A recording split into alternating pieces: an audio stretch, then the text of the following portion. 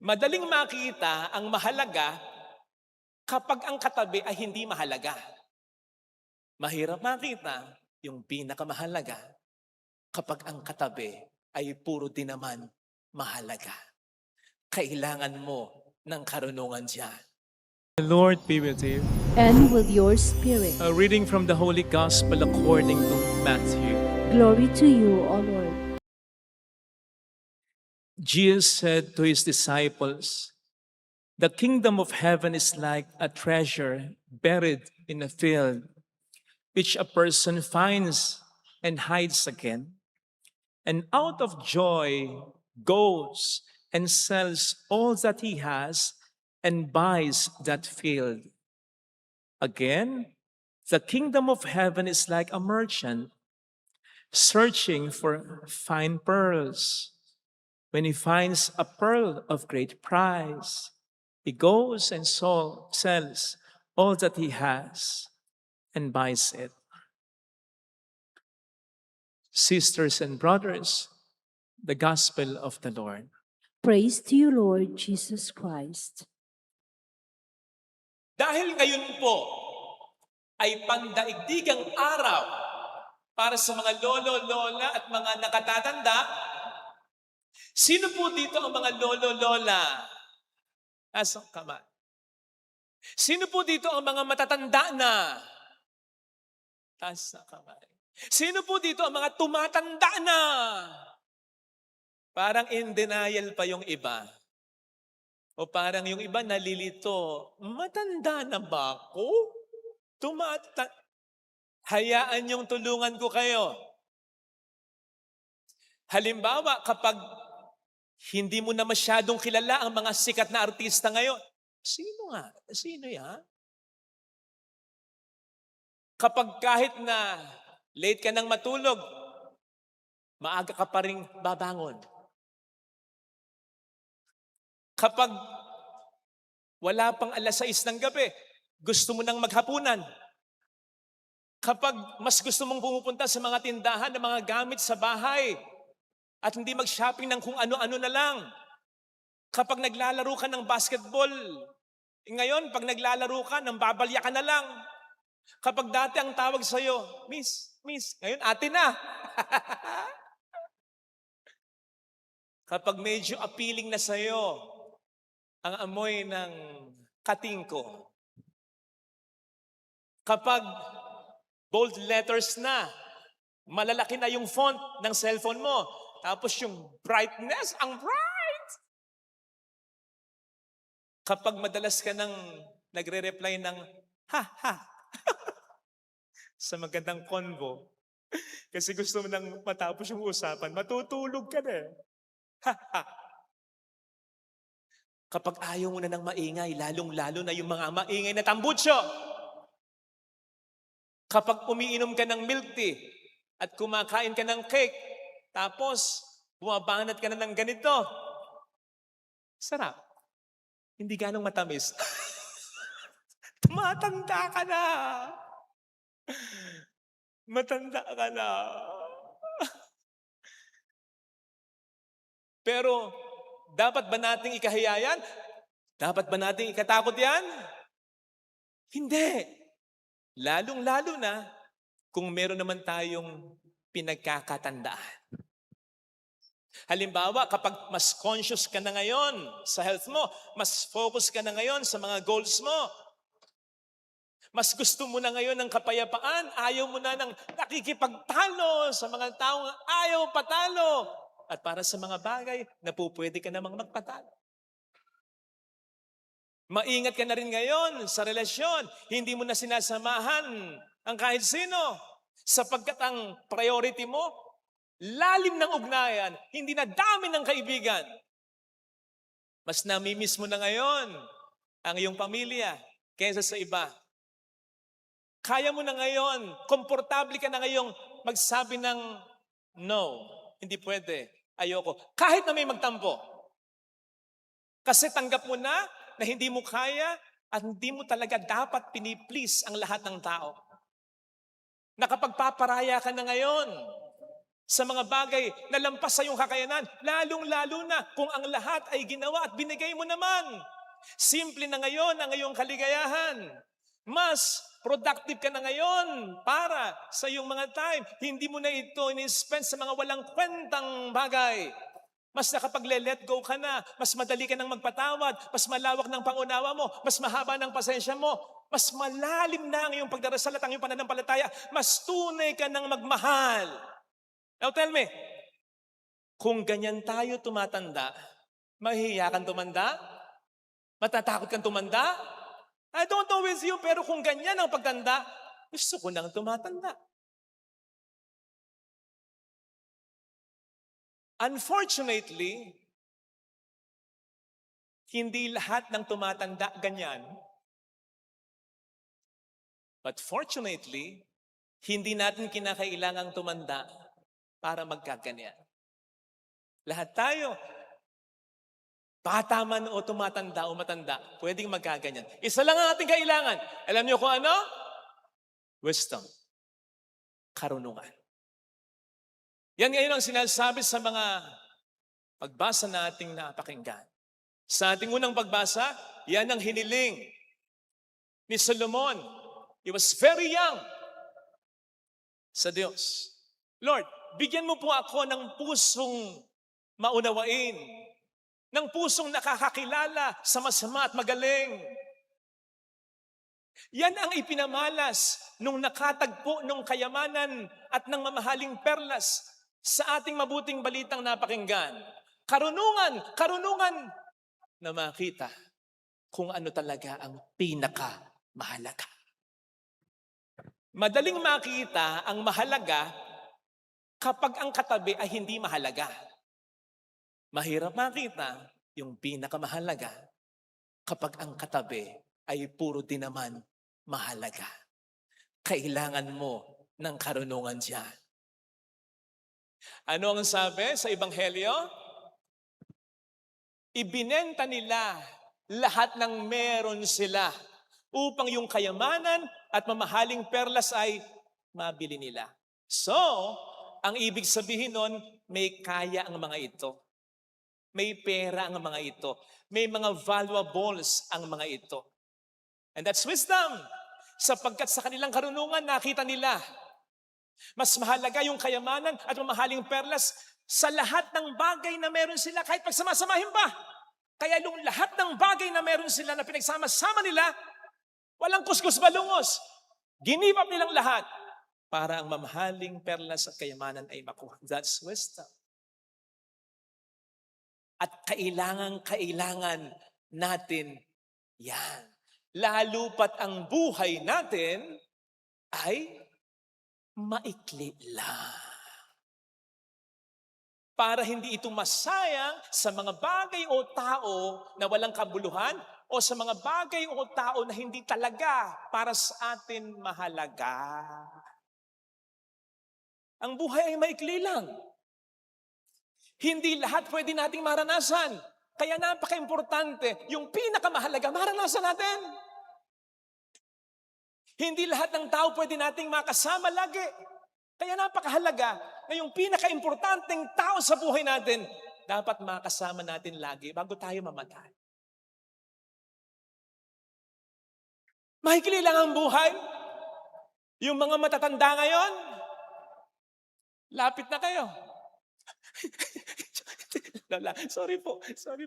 Hindi, may punto kasi ko. Teka lang, huwag kayo mag-react. Sabi nila, ba't ba ako naupo dito? Ulitin ko, yung mga matatanda ngayon, malapit na kayo. Yung mga bata ngayon, hindi natin alam kung tatanda pa tayo. Okay na? Okay na. Quits tayo. Okay. Kaya, kailangan natin ng karunungan para mapahalagahan talaga natin ang mga bagay o tao na dapat ay pinapahalagahan natin para hindi masayang ang buhay natin.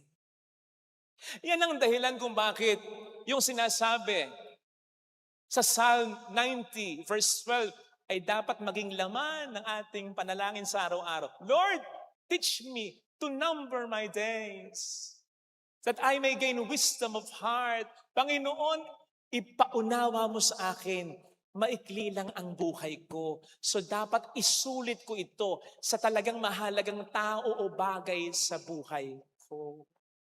Yan ang dahilan kung bakit pinapaalalahanan tayo ni San Pablo sa Ephesians 5:15, 17. Be careful how you live, not as unwise, but as wise. So never continue in ignorance, but strive to understand the will of God. Kailangan natin yung panalangin yan. Kailangan natin yung realization na yan. Hindi lamang dahil maikli lang ang buhay, kundi, eto pa, dahil sa kahit sino o ano na itinuturing o ituturing nating pinakamahalaga, magsasakripisyo tayo. Magsasakripisyo tayo ng oras natin, ng pera natin, ng panahon natin, ng atensyon natin sa bagay o tao na ituturing nating pinakamahalaga sa atin. At anong sabi sa Ebanghelyo? Patungkol dun sa finder of the treasure, out of joy, he goes out and sells all that he has. Masayang-masaya siyang ibinenta, ginibab ang lahat ng meron siya para yung pinakamahalagang bagay na yun ay kanyang makuha. You see? You see? You see? May danger dyan. Halimbawa, okay yung pamilya ninyo, okay yung samahan. Bigla kang naka-encounter ng isang lalaki, ng isang babae na minahal mo. Tapos ibang ugali. Suddenly, binabastos, hindi mo na nirerespeto ang mga magulang dahil sa lalaki yon, dahil sa babae yon. Nakakaaway mo na ngayon. Ang mga kapatid mong mabubuting tao naman, nagmamalasakit lang dahil sa lalaki yon, dahil sa babae yon. You see? Be careful sa sino man o anuman na gagawin nating pinakamahalaga sa ating buhay. Kasi magiging masaya tayo na isakripisyo ang lahat para sa bagay na ito, para sa taong ito. Tingnan ninyo, yung mga nagsusugal, maubos ang kabuhayan kahit na wala ng pampaaral ang anak, kahit na magkalubog-lubog na sila, kahit magkahiwalay silang mag-asawa. Nakita ninyo, mahal na niya yung pagsusugal niya. O kaya yung bisyo niya. Pwede mo ring gawing pinakamahalagang pera. So dahil sa pera, isasakripisyo mo na ang time mo for your family. Isasakripisyo mo na ang dignidad mo. See? Kailangan natin ng karunungan. Hindi lamang dahil maikli lang ang buhay, kundi dahil yung maikling buhay na ito, pwede pa nating aksayahin. Dahil kapag maling bagay at maling tao, yung itinuring nating pinakamahalaga, magsisisi tayo. Kaya siguraduhin natin, yung gagawin nating pinakamahalagang tao o bagay, pinakamamahalin natin, siguraduhin nating mahalaga talaga. Dahil pag hindi, magsisisi, bakit ko ba hindi pinakinggan ang pamilya ko dahil sa taong to? Masama nga pala talaga ang ugali nito. Bakit nga ba hindi ko pinakinggan? Ba't ko nga ba sinugal ang lahat? Pati pang matrikula ng mga anak ko, napakaloko. Buti sana kapag nagsisi tayo, maibalik yung mga naisakripisyo natin para sa maling bagay at taong ito. Paano kung hindi na? Paano kung ang pagsisisi ay huli na?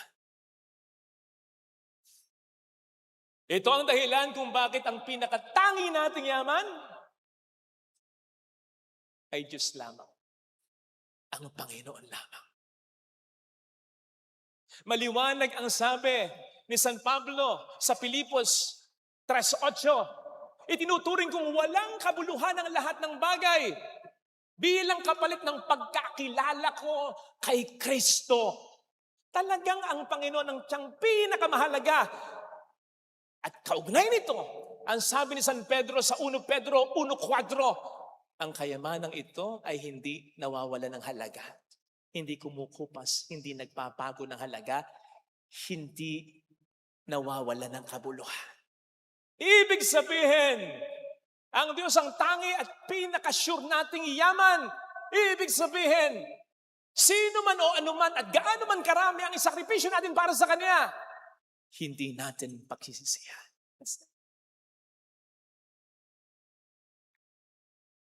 Lagi kong sinasabi, build a stronger, deeper relationship with God. Kaya nga sabi ng Panginoon, mahalin natin siya ng buo. Kasi siya lang yung pwede at dapat nating mahalin ng buo. At pag ginawa natin talaga yon, kung mamahalin talaga natin ang Diyos ng totoong buo, magsasakripisyo tayo para sa Kanya. Kahit umuulan, magsisimba ka. Kahit masakit, magpapatawad ka. Kahit kailangan mo rin, tutulong ka. Kung kinakailangan, tumulong ka. Kahit na maraming mga problema sa sampalataya ka, isusukal mo ang lahat para sa Kanya. And then you realize in the end, sulit ang mga sinakripisyo ko para sa Kanya. Siya lang talaga.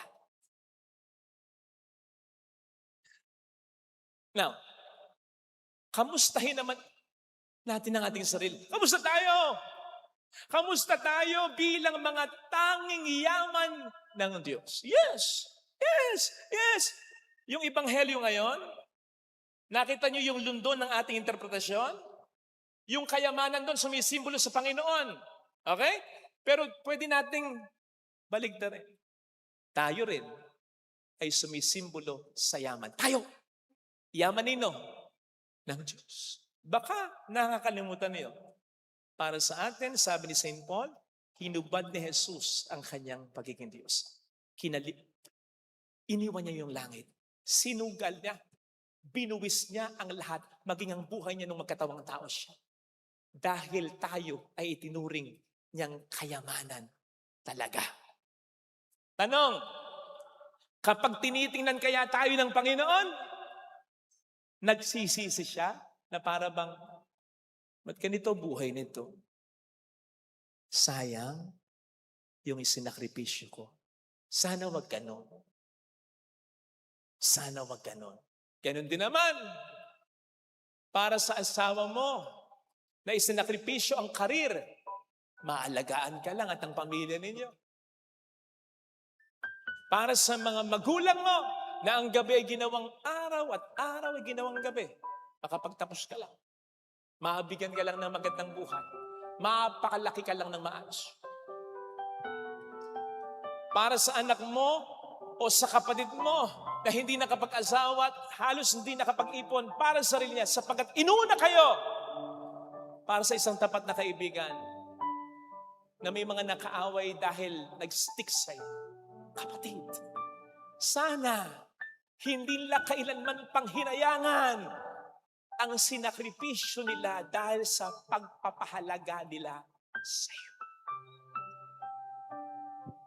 Tandaan natin, bawat pagpapahalaga ng mga tao sa atin, may kasamang sakripisyo. May mga bagay sila, alam man natin o hindi, na gini-give up nila, sinasantabi nila, pinapalampas nilang pagkakataon na magandang pagkakataon para sa kanila dahil sa pagpapahalaga nila sa atin. Sana makita natin yung mga sakripisyong yon sapagkat parang sinasabi nila sa pamamagitan ng mga sakripisyong yon, mas mahalaga ka kaysa sa mga bagay at taong sinakripisyo ko. Sana magkaroon tayo ng karunungan na ma-realize yun, na ma-realize ito. At sana magkaroon din tayo ng karunungan habang may panahon para hindi tayo matansok ng mga akala nating ginto. Amen. Ilagay natin ang ating kanang kamay sa tapat ng ating puso.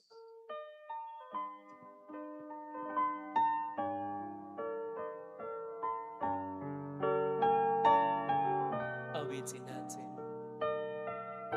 Alam kong may magagawa ang Diyos.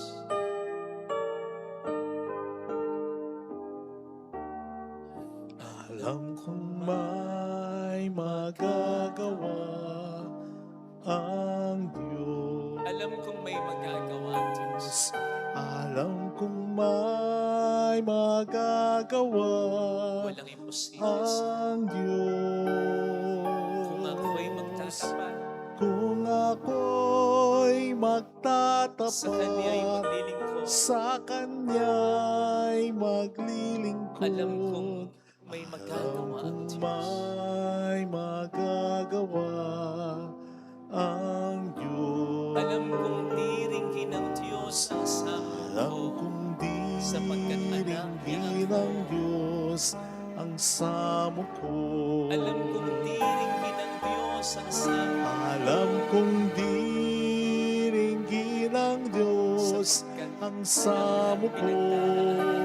kung ako'y magtatapat, Kung ako'y sa Kanya'y maglilingkod. sa Kanya'y Alam kong maglilingkod. diringgin ng Alam kong Diyos ang samo ko. diringgin ng Diyos Pumikit ang tayo. samo ko. Panginoon, maraming salamat sa pagturing mo sa aking kayamanan mo na para sa akin na isakripisyo mo ang napakahalaga para sa iyo.